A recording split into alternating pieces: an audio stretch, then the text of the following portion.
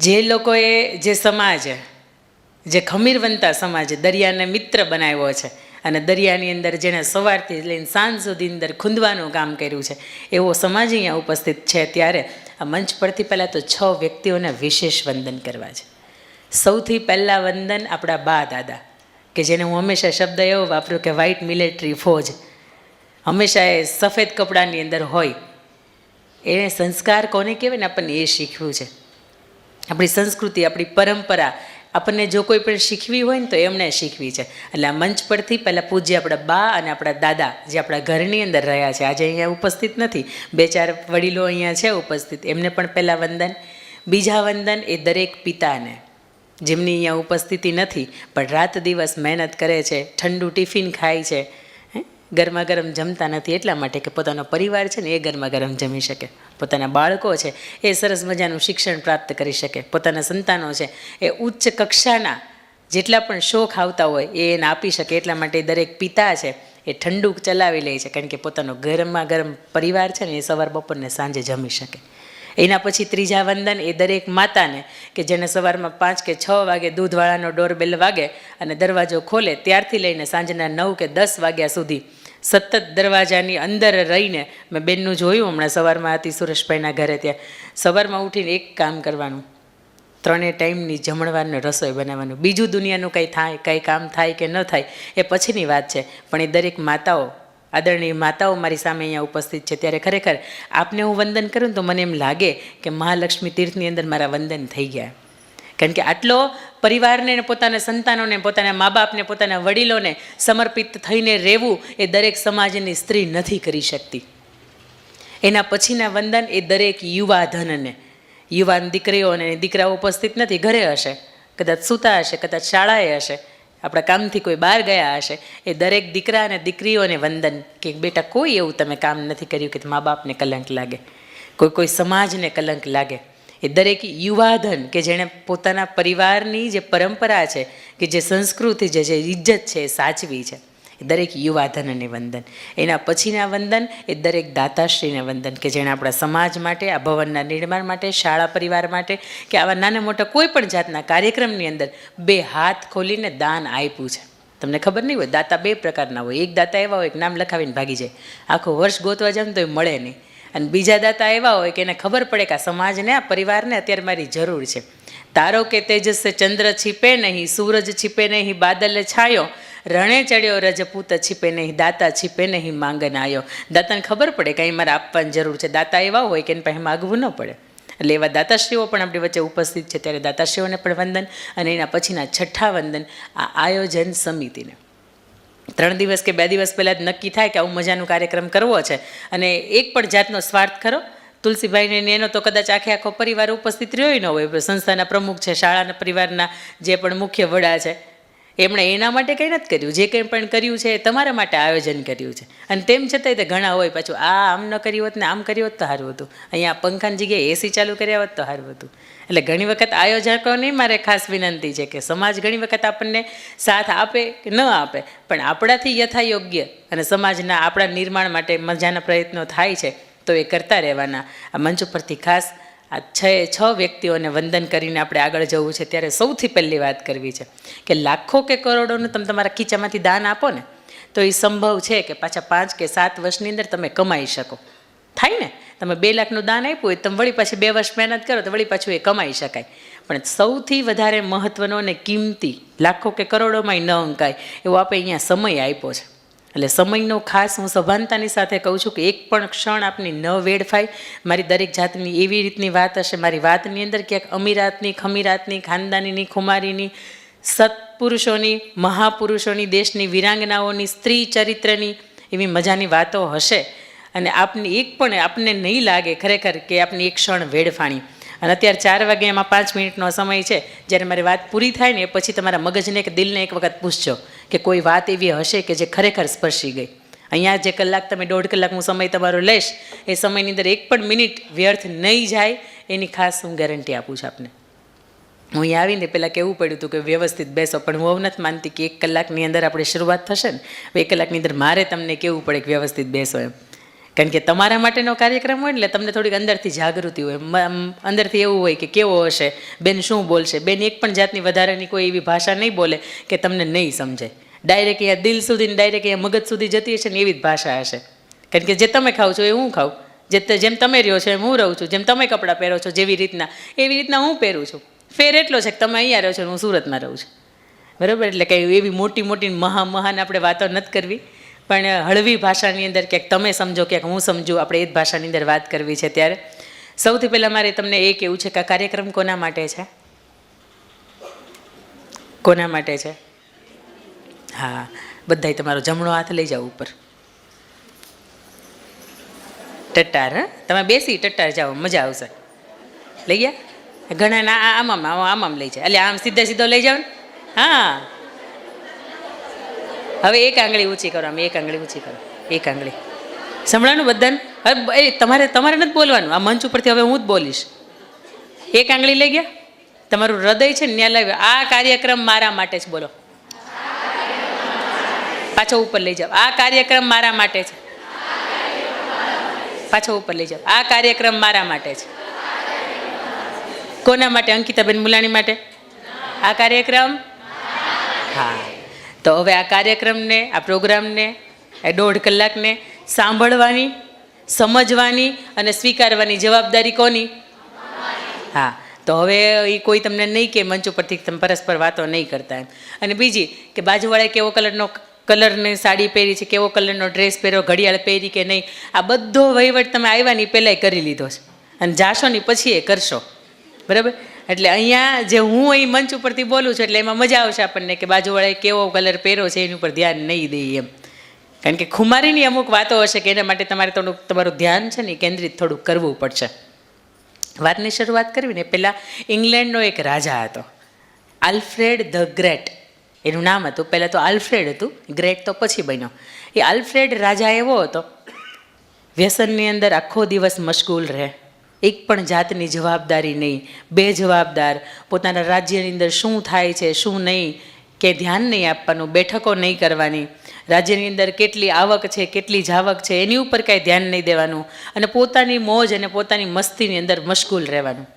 બન્યું એવું કે આવું બેજવાબદાર જીવન હોય એ કંઈ જાજુ ચાલે નહીં.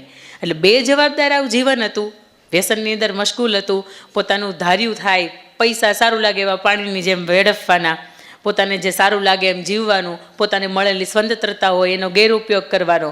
હવે એમ કહેવાય કે જેટલા પણ પ્રકારના વ્યસનોથી લઈને જે કંઈ પણ હોય ને બધું આ આલ્ફ્રેડની અંદર હતું. બીજા કોઈ રાજ્ય હતા ને એને ખબર પડી કે આની ઉપર આક્રમણ કર્યા જેવું છે, કારણ કે દુખતી નસ હતી બધી. એટલે બીજું જે નાનકડું રાજ્ય હતું એણે ઇંગ્લેન્ડની ઉપર આ રાજ્ય ઉપર ચડાઈ કરી. એટલે આ રાજા હારી ગયો. અને રાજાનો નિયમ છે કે જ્યારે રાજા સામે આવે ને રાજા એક રાજા એમ કે મને માફ કરી દો તો એને એ મારે નહીં. એટલે પહેલાં રાજાએ આ આલ્ફ્રેડને છોડી મૂક્યો, રાજ્ય જતું રહ્યું, લગ્ન હજી બાકી હતા અને જેટલું પણ પોતાની પાસે ધન સંપત્તિ વૈભવ હતો એ બધો જતો રહ્યો. પછી આલ્ફ્રેડે છુપાવે છે, એક ખેડૂત પત્ની હતા, એક ખેડૂતને તેમના પત્ની વાડીએ રહે, એમને ત્યાં રહેવાની શરૂઆત કરીને એમને કહ્યું કે મને તમે નોકરી ઉપર રાખો. એટલે પેલા ખેડૂતે આલ્ફ્રેડને છુપાવેશમાં ત્યાં ગયો હતો અને ત્યાં નોકરી ઉપર રાખ્યો. પેટ માટે ખાવા માટે કંઈક કરવું પડે ને, જેટલું પણ રાજ્ય હતું એ તો બધું જતું રહ્યું. પછી ત્યાં પણ પોતાની બેજવાબદારીની સાથે કામ કરે. એક વખત એની ખેડૂતની પત્ની હતી ને એણે એવું કહ્યું કે આલ્ફ્રેડ બીજા નામથી ત્યાં ગયો હતો કે તું અહીંયા બેસ અને મેં અહીંયા કુકરની અંદર દાળ બાફવા મૂકી છે, 2-4-5 સીટી થઈ જાય એટલે તારે નીચે ઉતાર લેવાની બંધ કરી દેવાની. પેલી ખેડૂત પત્ની તો ત્યાંથી ગઈ. એટલે આ ભાઈ વિચારમાં મોજ મસ્તીમાં એ તો તારે બેઠા રહે. એ દાળ બાફવાની જગ્યાએ કોલસો થઈ ગઈ. થોડીક વાર થઈ, ખેડૂત પત્ની આવી અને એણે કહ્યું કે તું શું કરે છે શાર્ક, કે તને શા માટે મેં અહીં બેસાડ્યો હતો એમ, તું આપણા જે રાજ્યનો રાજા હતો ને તું એની જેવો જ છો. કારણ કે આલ્ફ્રેડ હતું ને એણે રાજ્ય ખોયું પણ તું તારી નોકરી ખોશ એ નક્કી છે. આ શબ્દો ક્યાંક એને લાગી ગયા કે આલ્ફ્રેડે રાજ્ય ખોયું તો એનું કારણ શું હતું. હવે એને ખબર પડી ગઈ કે પોતાની બેજવાબદારી હતી, પોતાની સ્વતંત્રતાનો ગેરઉપયોગ હતો, પોતાની જે કંઈ પણ પૈસા પોતાની પાસે હતા, ધનલક્ષ્મી વૈભવ હતો એનો બેફામ ઉપયોગ હતો, વ્યસનોની અંદર રચાપચા રહેવું, એક પણ જાતનું ધ્યાન ન દેવું, આવું ક્યાંક કારણ હતું. રાત દિવસ ઊંઘ ન આવી. પોતાના મિત્રોને બોલાવ્યા અને મિત્રોની સાથે બેસીને નક્કી કર્યું કે કોઈ પણ સંજોગોની અંદર હવે ઇંગ્લેન્ડ પાછી ચડાઈ કરવી છે અને ઇંગ્લેન્ડને પાછું મેળવવું છે. મિત્રોની મદદથી એણે ઇંગ્લેન્ડ ઉપર ચડાઈ કરી અને ઇંગ્લેન્ડને ફરીથી એણે પાછું મેળવ્યું અને ખૂબ સરસ મજાનું વર્ષો સુધી એણે શાસન કર્યું. આલ્ફ્રેડ ધ ગ્રેટ કિંગ તરીકે ઓળખાયો. આ વાતથી મારે તમને કહેવું છે એવું કે બની શકે આપણા પ્રમુખો, આપણા સંસ્થાના વડાઓ, બેન કે અહીંયાથી કોઈ પણ તમને પોતાનું તમને કેમ તો લાગી ન આવે, પણ કોઈક બીજું આપણને કંઈ પણ કહી દે તો બની શકે કે આપણી લાઈફ કદાચ એ સમયથી, એ ઘડીથી, એ સમયથી આપણી લાઈફ યુટર્ન લઈ લેતી હોય. અને હું ઈચ્છું છું કે અહીંયા કોઈ પણ દીકરી એવી બેઠી હશે કે જેના જીવનની અંદર 10, 20, 30 કે 40% બગાડ આવ્યો હશે કોઈ પણ ક્ષેત્રથી. બની શકે કે તમે ન ઈચ્છતા હોય કે તમે એવા બનો, પણ બેનપણીઓ થકી તે આવું કંઈક આપણામાં અંદર ઘૂસી ગયો હોય. પણ જે 10, 20 કે 30% સડો છે ને એને કાપી શકાય. તમે જોયું છે કે અડધી કે પોણી કેરી બગડી ગઈ હોય ને તો આપણે એને ફેંકવાનું કામ કરીએ, પણ ઉપરથી થોડુંક એવું ચાંદીયું પડ્યું હોય ને તો એ ચાંદીયાને આપણે દૂર કરી દઈએ, થાય ને. તો આપણા જીવનની અંદર ક્યાંક એવો ભાગ આવી ગયો હશે કે મેં તમને કહ્યું એમ કે આલ્ફ્રેડના જીવનમાં આવ્યો હતો અને ખેડૂત પત્નીના શબ્દોથી એણે આખું રાજ્ય પોતાનું પાછું મેળવી લીધું. મારે તમને એ કહેવું છે કે તમારું જીવન કદાચ જીવનનો જે માર્ગ છે અને ત્યાંથી તમે ભૂલ્યા છો. ખાસ દીકરીઓ માટેની આ વાત છે કે એ ભૂલ્યા છો ને તો એ ફરીથી મારે તમારા ટ્રેક ઉપર લાવવાનું છે. કારણ કે રેલગાડી કેટલી પણ ફાસ્ટ જતી હોય પણ પોતાના ટ્રેકમાં જતી હોય ને તો જ તે સ્થળ ઉપર પહોંચે. બાકી કેટલાને ઘટના સ્થળે મોત થઈ જાય, આડી અવળી થાય તો શું થાય. એટલે તમારો ટ્રેક વિખાય નહીં, ક્યાંક વિખાઈ ગયો હોય તો ફરીથી આપણે એને ઠેકાણે લાવશું. અને અંતમાં આપણે પ્રશ્નોત્તરીય કરશું. બેન બોલ્યા એમાં તમને કોઈ એવો સવાલ લાગતો હોય કે જે તમે પૂછી શકો તો એ આપણે કરશું. પણ સૌથી પહેલાં વાત કે સમાજની અંદર, ઘર પરિવારની અંદર સંગઠન હોવું ને એ બહુ મહત્ત્વની વાત છે. ઘરની અંદર તમે 15 જણા રહેતા હોય પણ 15 જે રીત રિવાજ ને વિચારો હોય એ જુદા જુદા હોય. એક સંસ્થા હોય ને એક સંસ્થાની અંદર તમે જુઓ કે આખી સંસ્થા ઊભી કરી હોય ને એને નીચેના જેટલા પણ પાયા હોય ને એ પાયા એક જ સરખા હોય તો જ એ ભાર સહન કરી શકે. એક પાયો લાંબો ને એક પાયો ટૂંકો હોય, એક પાયો એમ કે ત્રાસુમાં રહેવું છે તો ન થાય ને. એટલે કોઈ પણ પરિવારને સદ્ધર બનાવવો હોય, એના વિશ્વના ઉપર ડંકો વગાડવો હોય તમારે, તો ઘર પરિવાર અને જે સમાજ છે ને એની વચ્ચે સંગઠન છે ને એ બહુ મહત્ત્વની વાત છે. મારે રામાયણની એક મજાની વાત કરવી છે. રામ ને રાવણ જ્યારે યુદ્ધ કરતા હતા ને ત્યારે બન્યું એવું કે રામે સતત ઘણા બધા દિવસો સુધી રાવણની સાથે યુદ્ધ કર્યું, પણ બન્યું નહીં કે રાવણને એક પણ જાતની ક્ષતિ થાય. એટલા માટે રાવણને પોતાને સર્વોપરી માનતો હતો ને એમ કહેતો હતો કે એ વનવાસી તું કંઈ કરી ન શકે, એટલે એ શ્રીરામને વનવાસી શબ્દથી બોલાવતો હતો. પછી ભગવાન શ્રીરામે 1, 2, 3, 4, 5, 25 કેટલા અંદાજે કોઈની અહીંયા કોઈ બેઠું છે એવું કોઈને ખબર છે કે શ્રીરામ ભગવાને રાવણની નાભીમાં કેટલામું બાણ માર્યું હતું? હા, ત્યાં જ આપણી તકલીફ છે. આપણે 8મું 10મું માંડ પૂરું થાય, એનાથી આગળ આપણે જતા જ નથી. ભગવાન શ્રીરામે 31મું બાણ માર્યું હતું. આ પરફેક્ટ યાદ રાખજો. બની શકે યુપીએસસી જીપીએસસી સવાલમાં તે પૂછાય છે અને આપણે ત્યાં સુધી જવાનું છે. આપણે 10માં 12માં અટકીને જ જવાનું. નહીં તો હું લઈ જઈશ ધીમે ધીમે. હું એવું લાગશે તો હું 6 મહિને પાછી સાહેબ અહીં આટો મારતી રહીશ. મને લાગે કે હું અહીં કહીને ગઈ હતી ને તો એ પાછું પાથિયા તેલ નખાણું ઘસીને નીચે નીતરી નથી ગયું.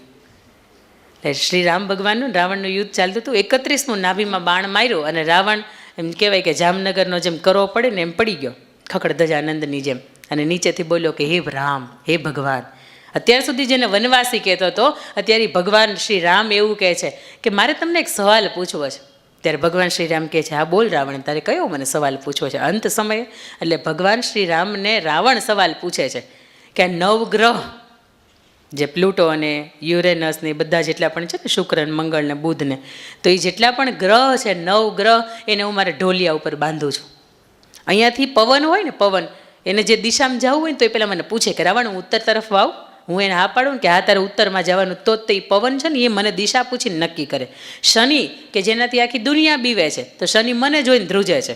આખું બ્રહ્માંડમાં કોઈ એવું નથી કે જે મને પહોંચી શકે. તો આ મારું મૃત્યુ થયું એનું કારણ શું? ત્યારે ભગવાન શ્રીરામે ખૂબ સરસ મજાનો જવાબ આપ્યો હતો કે જીતવું હોય ને તો ભાઈઓ છે ને એનું ભેગા રહેવું બહુ જરૂરી છે. વિભીષણ એનાથી થોડોક અલગ થયો, જોકે ધર્મના પક્ષે થયો હતો, પણ વિભીષણ એનાથી અલગ થયો ત્યારે ખબર પડી હતી કે રાવણના નાભીની અંદર અમૃત કુંભ છે અને જો એને તોડવામાં નહીં આવે, એને બાણ મારવામાં નહીં આવે તો રાવણનું મૃત્યુ છે અશક્ય છે. એટલે જીતવા માટે અને આજીવન ખૂબ સુખી અને સમૃદ્ધિથી રહેવા માટે માત્ર ભાઈઓના ભેગા હોવા કે પરિવારના ભેગા હોવું એ જરૂરી છે.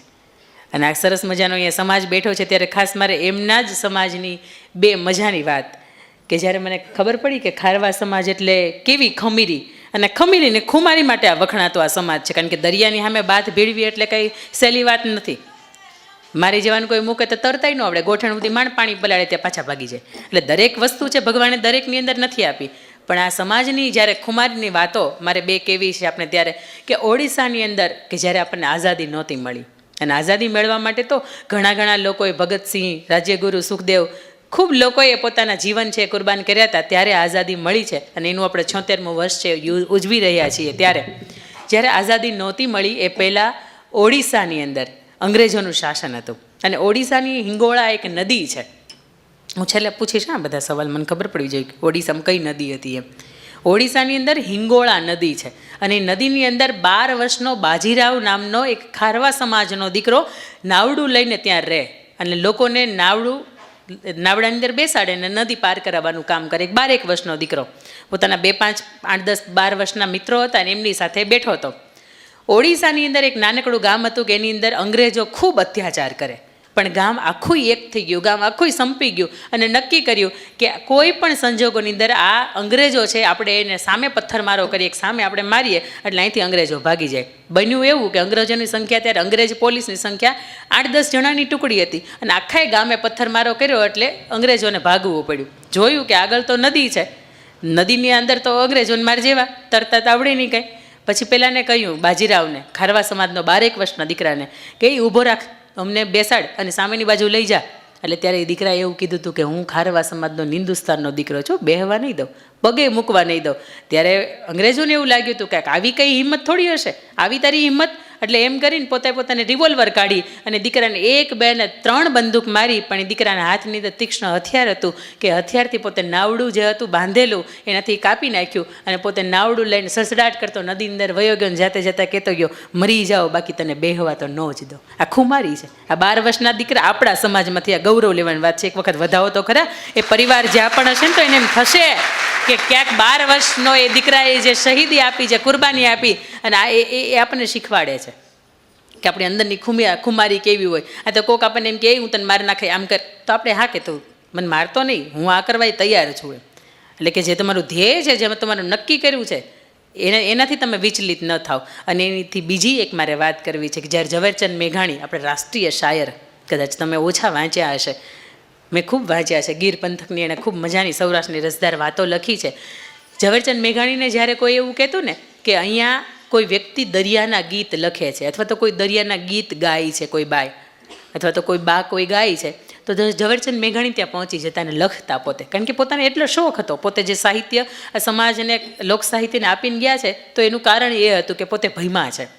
એક વખત એવું બન્યું કે દરિયા કિનારે ગયા ને એને કોકે ભાડ આપી કે અહીંયા એક બા છે ને એ સરસ મજાના દરિયાના ગીત ગાય છે, મેઘાણી સાહેબ તમારે લખવા હોય તો હાલો હું તમને ત્યાં લઈ જાઉં. એટલે એ બાની પાસે ગયું અને બાને કહ્યું કે બા તમે દરિયાના ગીત ગાઓ છો? તો કે હા. એટલે કે 1-2 મને ગાઈને સંભળાવો. હતો આ દરિયાનું ગીત હવે જે હું તમને સંભળાવું ને એ મેં લખ્યું છે, એ 2 જ લીટી મેં લખીશ, પણ મેં લખી છે. હે એવો દરિયો રે ડોલે ને સાહેબો સાંભરે, હે એવો દરિયો રે ડોલે ને સાહેબો સાંભરે, હે સાંભરે સાંભરે સાંભરે સાંભરે સૈયરનો સંગદાથ રે, હો સૈયર મોરી દરિયો રે ડોલે ને સાહેબો સાંભરે. આ એક નવોઢાની કથા છે. કદાચ અત્યારના સમયની અંદર એવી બધી અઘરી આપણા પુરુષોને મહેનત નથી કરવી પડતી, પણ વર્ષો પહેલાંની આપણે જીવી ખારવાણની આપણે વાતો સાંભળીએ તેની અંદર જ્યારે નવોઢા હોય, સ્ત્રી પરણીને સાસરે આવી હોય, અને પુરુષને જ્યારે હોડીની લઈને સામા પાણીએ જ્યારે એને દરિયાની અંદર દરિયો ખેડવા માટે જવું પડતું હોય, ત્યારે અષાઢી બીજનો એક સમય હોય કે ત્યારે વાયદો કરીને ગયો હોય એ ખારવો, અને કહીને ગયો હોય કે હું ત્યાં સુધીમાં આવી જઈશ, અને ત્યાં સુધીમાં એ ન આવતો હોય, ત્યારે આ જે નવોઢા હોય એવું કહેતી હોય કે દરિયો ડોલે અને મને મારો સાહેબો છે યાદ આવે છે, એની સાથે મેં વિતાવેલી પળો છે એ મને યાદ આવે છે. એટલે જે બા હતા એણે આ દરિયાના ગીતના માધ્યમથી ઝવેરચંદ મેઘાણીને સંભળાયું. પણ એ 2-4 દરિયાના ગીત પૂરા કર્યા, અને ત્રીજું દરિયાનું જે ગીત ગાતા હતા એની અંદર એણે એવી વાત કરી કે હું તને નહીં જવા દઉં દરિયો ખેડવા, હું અહીંયા લોટ દળીને પણ તને ખવડાવીશ, પણ મારો તને દરિયો ખેડવા માટે નહીં જવા દઉં. અને એમ કરીને રડી પડ્યા. એટલે ઝવેરચંદ મેઘાણીએ બાને પૂછ્યું કે બા દીકરાની યાદ આવી ગઈ? એટલે એ બાએ કહ્યું કે હા બેટા, હા દીકરાની યાદ આવી ગઈ, પણ હવે હું નહીં રડું. એટલે ત્યારે ઝવેરચંદ મેઘાણી ના પાડે છે કે નહીં, હવે તમે ન ગાઓ. તમારો દીકરાને શું થયું, કેમ કરતા એમનું મૃત્યુ થયું, કેમ કરતા દરિયાદેવ છે ભરખી ગયા? ત્યારે બાએ મજાનો જવાબ આપ્યો હતો કે મહુવાના એક શેઠ હતા અને એનું દરિયાનું વાણ લઈને મારો દીકરો આવતો હતો અને રસ્તામાં તોફાન ઉપડ્યું અને નાવ ડૂબી ગયું અને એની અંદર મારો દીકરો છે એ પણ હોમાઈ ગયો. ત્યારે ઝવેરચંદ મેઘાણીએ પૂછ્યું છું કે બા, તો તમે એની સામે વળતર ન માંગ્યું, શેઠની સામે વળતર ન માંગ્યું? ત્યારે બાએ પણ બહુ મજાનો ખમીરવાળો જવાબ આપ્યો હતો કે એણે લાખોનું કરોડોનું વાણ હતું એ મારા દીકરાના વિશ્વાસથી આપી દીધું હતું અને મારો દીકરો કદાચ હવે ડૂબી ગયો તો સાથે નાવે ડૂબ્યું છે, વહાણે ડૂબ્યું છે, તો હું